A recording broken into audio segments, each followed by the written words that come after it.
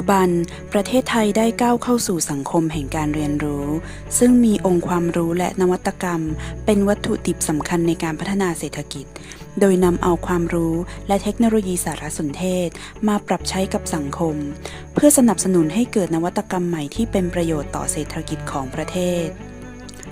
การอ่านสามารถกระตุ้นให้เกิดการเรียนรู้ตลอดชีวิตเพราะทักษะการอ่านมีส่วนเกี่ยวข้องกับทักษะการคิดวิเคราะห์เพื่อใช้ข้อมูลมาบูรณาการกับความรู้พื้นฐานที่มีอยู่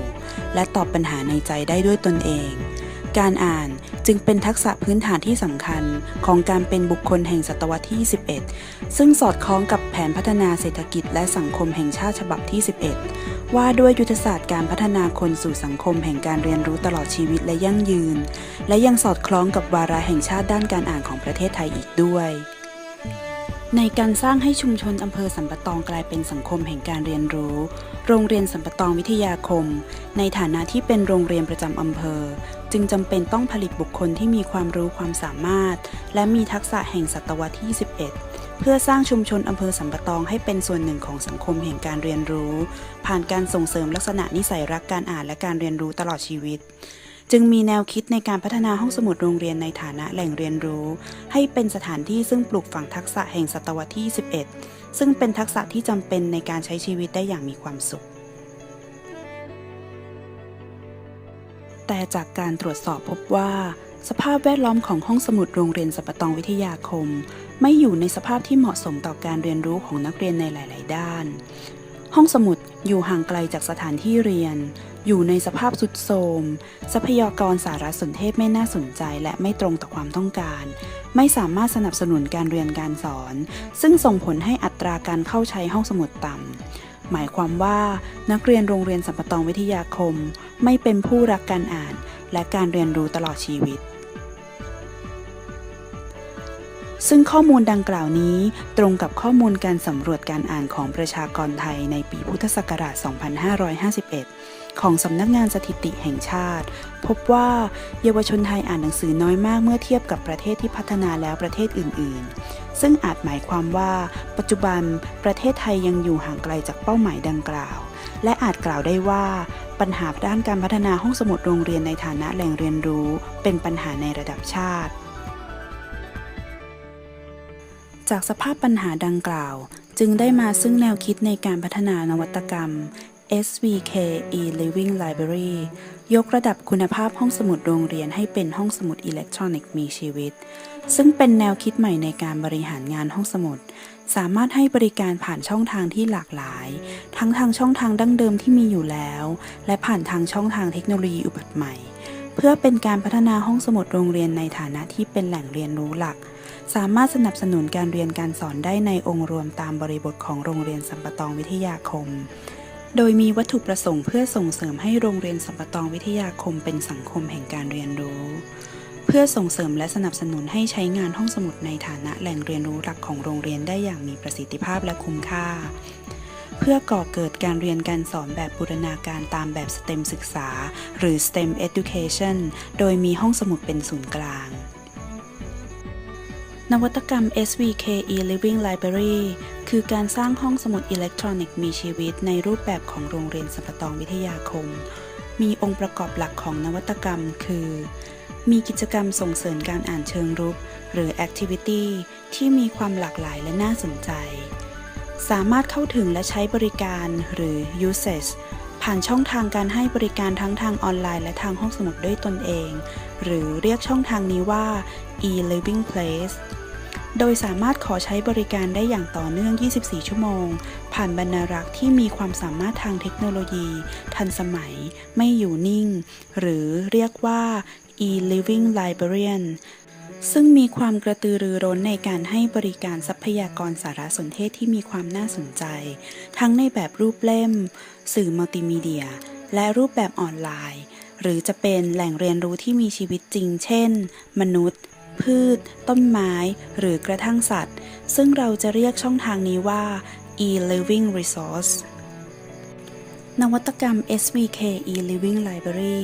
คือการแก้ปัญหาด้วยการนำเอาแนวคิดด้านการบริหารจัดการห้องสมุด3แนวคิดคือห้องสมุดมีชีวิตห้องสมุด 3D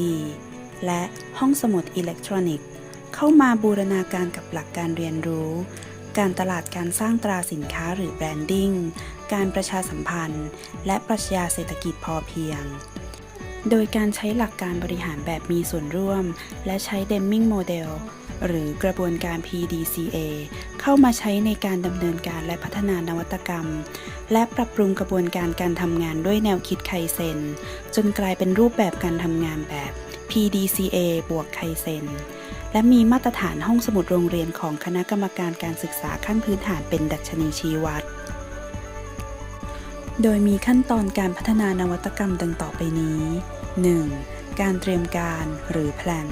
คือการประชุมแต่งตั้งคณะกรรมการดำเนินงานห้องสมุดเพื่อสำรวจสภาพปัญหาและความต้องการจากผู้บริหารครูนักเรียนและบุคลากรนำข้อมูลที่ได้รับมาวิเคราะห์ตามหลัก SWOT Analysis พบว่าแม้ห้องสมุดจะอยู่ในสภาพทรุดโทรมแต่ห้องสมุดมีบริเวณที่กว้างขวางสามารถรองรับนักเรียนได้เป็นจำนวนมากรวมถึงสามารถจัดทำมุมต่างๆได้อย่างหลากหลายระบบเครือข่ายของโรงเรียนก็รองรับระบบห้องสมุดอัตโนมัติและการให้บริการผ่านระบบอินเทอร์เน็ตคณะครูยังมีความต้องการสารสนเทศเพื่อสนับสนุนการเรียนการสอนและการวิจัยในชั้นเรียนอีกด้วยนอกจากนี้ยังได้วิเคราะห์ปัญหาในการให้บริการของห้องสมุดตามสภาพจริงโดยใช้ส่วนผสมการตลาดบริการ 7P พบว่าบริการของห้องสมุดไม่มีความน่าสนใจเพียงพอที่จะดึงดูดให้นักเรียนและครูยอมเสียสละเวลาอันมีค่ามายังห้องสมุดซึ่งตั้งอยู่บริเวณหลังโรงเรียนบุคลากรไม่มีความสามารถเพียงพอที่จะนำเทคโนโลยีของห้องสมุดมาใช้งานได้อย่างมีประสิทธิภาพทำให้กระบวนการในการให้บริการเป็นไปอย่างล่าช้าเสียเวลาของผู้ใช้บริการจากนั้นนำข้อมูลที่ได้มาจัดทำโครงการและแผนปฏิบัติการที่สอดคล้องกันด้วยขั้นตอนที่ 2 การดำเนินงานหรือดู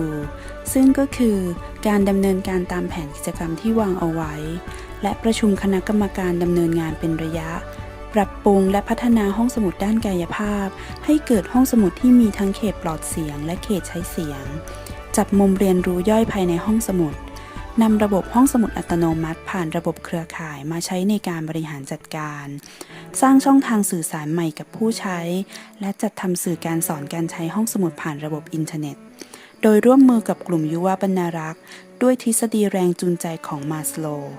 ให้นักเรียนยุวบรรณารักษ์มีส่วนร่วมในการจัดหาทรัพยากรสารสนเทศประชาสัมพันธ์ให้เข้ามาใช้บริการ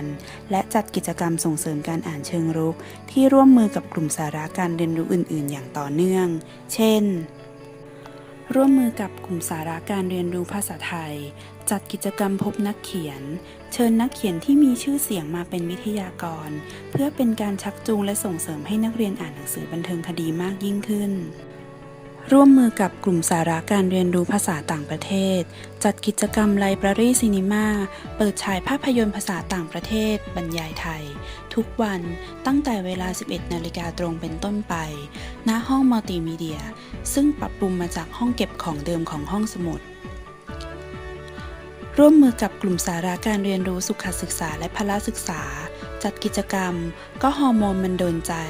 ตอบคำถามทักษะชีวิตและเพศศึกษาโดยใช้ข้อมูลพื้นฐานจากละครชุดฮอร์โมนวัยวาวุ่นซึ่งเป็นที่นิยมในกลุ่มวัยรุ่นร่วมมือกับกลุ่มสาระการเรียนรู้ศิลปะจัดกิจกรรมอักษรศิลป์สู่เสียงดนตรีเรียนร้องเพลงกับห้องสมุดเพื่อเรียนด้านการออกเสียงภาษาไทยให้ถูกต้องร่วมมือกับกลุ่มสาระการเรียนรู้การงานอาชีพและเทคโนโลยีจัดกิจกรรม Human Library ห้องสมุดมนุษย์เชิญปราชญ์ชาวบ้านและครูภูมิปัญญาท้องถิ่นมาให้ความรู้ในรูปแบบตัวต่อตัวขั้นตอนที่ 3 การประเมินและติดตามผลหรือเช็คด้วยการประชุมคณะกรรมการทำงานเป็นระยะนำข้อมูลสถิติของห้องสมุดเช่นสถิติการเข้าใช้สถิติการยืมหนังสือสถิติการเข้าเว็บไซต์ จำนวนผู้เข้าชมใน YouTube และจำนวนผู้ชื่นชอบจาก Facebook มาวิเคราะห์ร่วมกับแบบสอบถามประเมินความพึงพอใจของแต่ละกิจกรรมและแบบประเมินความพึงพอใจประจำปีพร้อมกับประเมินตนเองโดยใช้มาตรฐานห้องสมุดโรงเรียนสังกัดสำนักงานคณะกรรมการศึกษาขั้นพื้นฐานมาเป็นดัชนีตัวชี้วัดหรือ Key Performance Indicator นอกจากนี้ยังมีกิจกรรมยุวบรรณรักษ์อาสาซึ่งเป็นการให้บริการชุมชนในรูปแบบจิตอาสาโดยกลุ่มนักเรียนยุวบรรณรักษ์จะเป็นผู้เข้าไปช่วยเหลือด้านการบริหารจัดการห้องสมุดเบื้องต้นเช่นการจัดหนังสือและการฝึกอบรมยุวบรรณรักษ์รุ่นเล็กให้แก่โรงเรียนในอำเภอสันปะตองและอำเภอใกล้เคียงเป็นต้นจากนั้นจึงเข้าสู่ขั้นตอนการปรับปรุงแก้ไขไคเซ็นหรือ Act บวกไคเซ็นคือการนำผลที่ได้จากการประเมินและติดตามมาพัฒนาโดยให้นักเรียนยุวบรรณารักษ์มีส่วนร่วมในการปรับปรุงแก้ไขกระบวนการทำงานโดยอาศัยหลักการสำคัญของไคเซ็นคือการตัดกระบวนการทำงานที่ไม่จำเป็นการลดรวมกระบวนการทำงานการเปลี่ยนหรือจัดอันดับในการทำงานใหม่ให้เหมาะสมการปรับปรุงหรือสร้างอุปกรณ์ใหม่ในการปฏิบัติงานจากการปฏิบัติตามขั้นตอนปรับปรุงแก้ไขไคเซ็น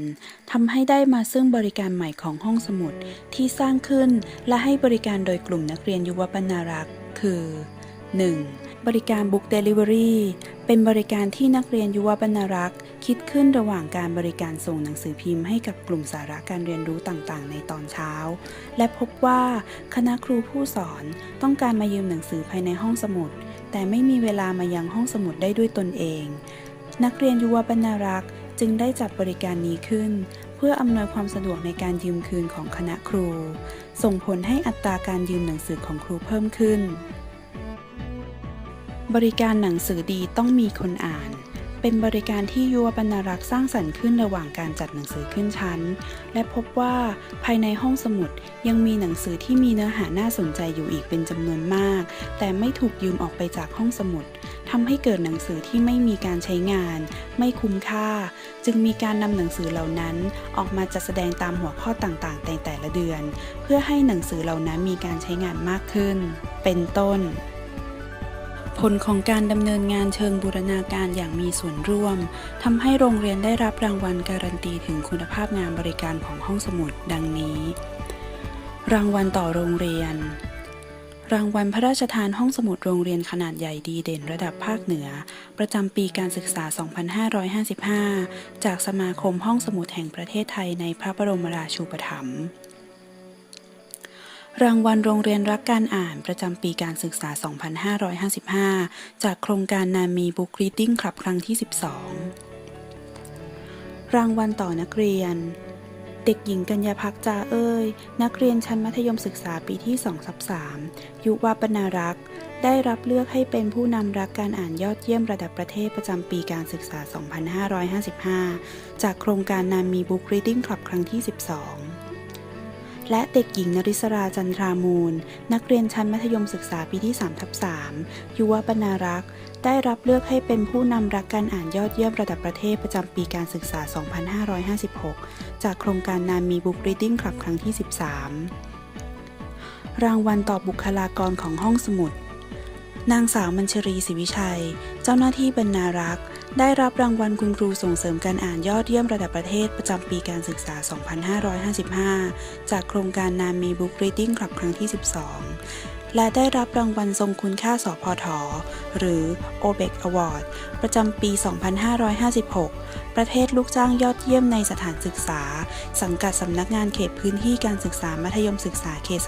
34 รางวัลชนะเลิศเหรียญทองทั้งในระดับภาคและในระดับชาติจากการร่วมมือกันสร้างสรรค์นวัตกรรม SVK E-Living Library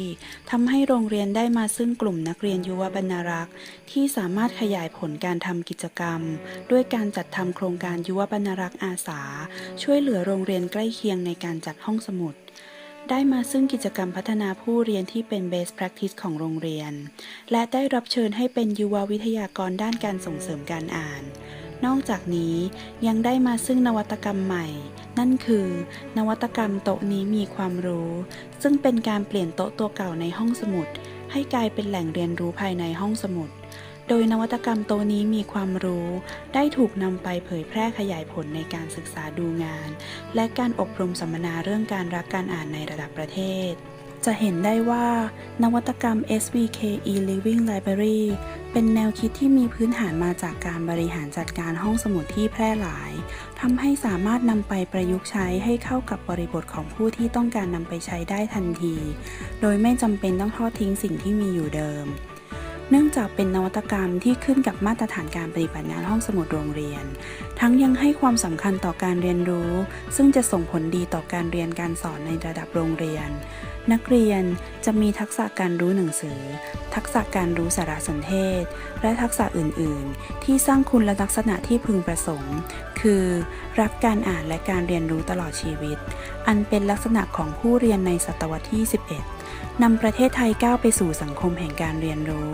อันจะเป็นการพัฒนาชาติบ้านเมืองต่อไปในอนาคตอย่างยั่งยืน